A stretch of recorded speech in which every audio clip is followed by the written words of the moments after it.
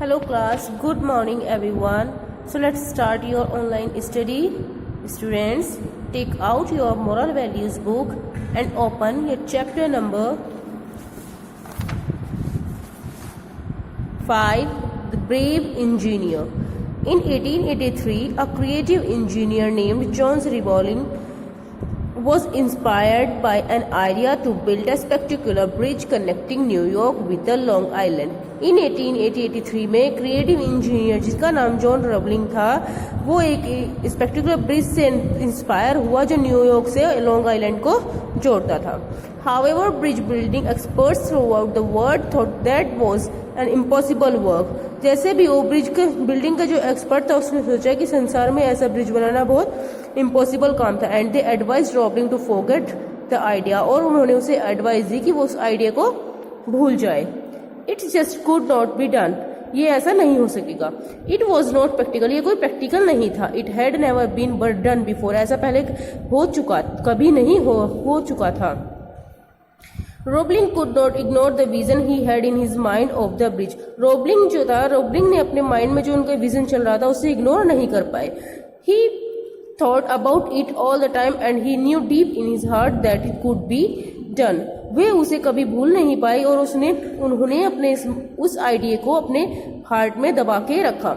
He had to share the dream with someone else, वो किसी से अपने ड्रीम्स शेयर करना चाहते थे. After much discussion and persuasion he managed to convince his son Washington who was an upcoming engineer. Working together for the first time the father and the son developed concepts of his it could be accomplished and how to obstacles could be overcome. With great excitement and inspiration, they hired their crew and began to build their dream bridge. Great excitement और inspiration के साथ उन्होंने अपने crew members को higher किया और उन्होंने अपने ब्रिज का काम बनाना शुरू कर दिया, अपने सपने को साकार करना शुरू कर दिया. The project started well, but when it was only a few months underway, a tragic accident on the site took the life of John Roebling. Project तो बहुत अच्छा स्टार्ट हुआ था, लेकिन कुछ महीनों बाद ही उस ब्रिज के अंडरवे में ट्रेजेडी हो गई, एक एक्सीडेंट हो गया जिसमें जॉन रोबलिंग की डेथ हो गई.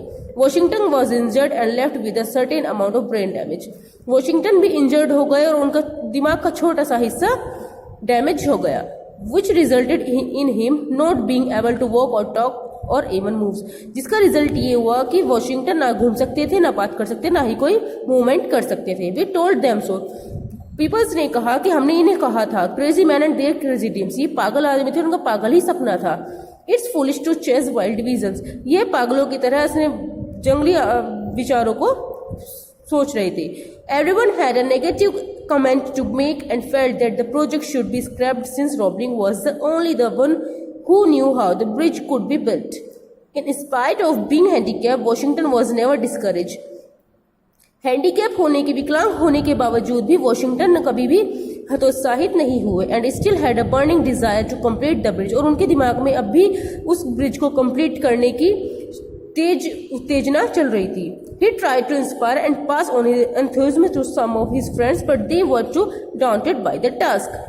As he lay on his bed in his hospital room, with the sunlight streaming through the windows, a gentle breeze blew the flimsy white curtains apart, and he was able to see the sky and the tops of the trees outside for just a moment.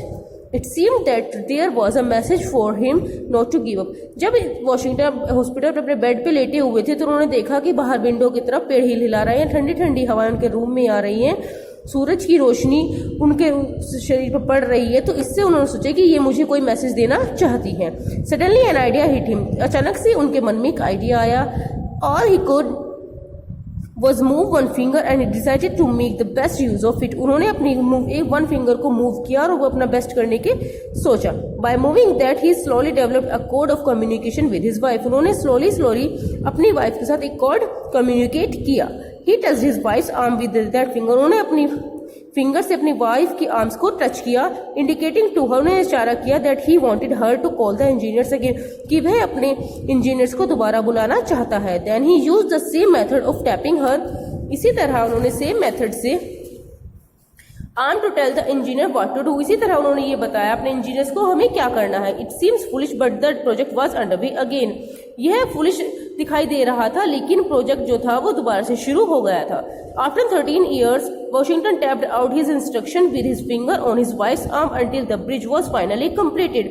After 13 साल बाद Washington ने अपने fingers के द्वारा ही अपने fingers को tap कर करके कोडिंग कर करके ही उस ब्रिज को कंप्लीट करा दिया। Today the spectacular Brooklyn Bridge stands as a marvel of engineering and a tribute to the triumph of man's indomitable spirit and his determination to be defeated by circumstances.